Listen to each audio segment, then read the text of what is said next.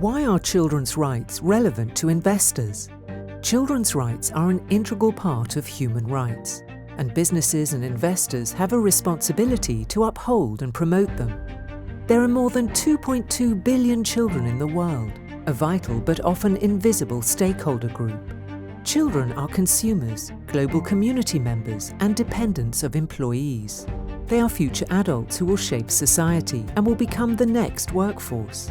But children are incredibly vulnerable to harm. The UN Convention on the Rights of the Child protects children through an international legal framework. Since its adoption in 1989, it has become history's most widely ratified human rights treaty.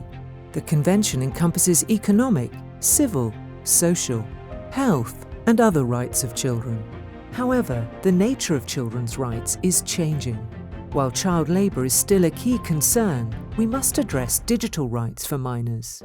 Additionally, businesses must consider the impact of climate change and nature loss on current and future generations. To support children's rights, businesses must address their workplaces, the environment, and their products. Firstly, child labour remains prevalent. An estimated 160 million children were subjected to child labour at the beginning of 2020. A further 9 million were put at high risk of child labour because of the impact of COVID.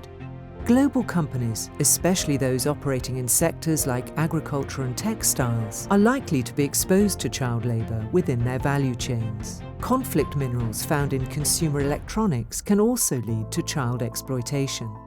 But it's not just about child labour. Children are also affected by the workplace conditions of their parents. Lack of family-friendly policies can negatively impact children's development, as well as gender equality, recruitment, and retention. Secondly, children are greatly exposed to harm from climate change, from extreme weather events and increasing global temperatures to toxic air, land and water pollution, nature degradation, and climate migration.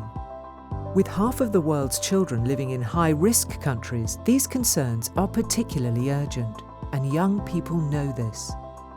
Millions of children have taken part in global climate strikes. They are leveraging their power. Their decisions are affecting businesses and investments. They're deciding which sectors and companies to join as future employees. Lastly, children are consumers of products and services. Many of these are specifically designed for and marketed to them. However, these can be a source of physical and mental harm. For example, the digital world. Social media can have a profound negative impact on children's well-being, from impacting their mental health to unethical advertising practices, bullying, and sexual harassment. There's also the issue of food adverts appealing to minors. This food's nutritional content and labelling can be misguiding, and their marketing can have real-world impacts, such as increased childhood obesity. For investors, this means that their portfolio companies can be exposed to significant risks. Legal risks linked to international human rights, forced labour and climate litigation, or reputational damage and the resulting loss of customers and suppliers.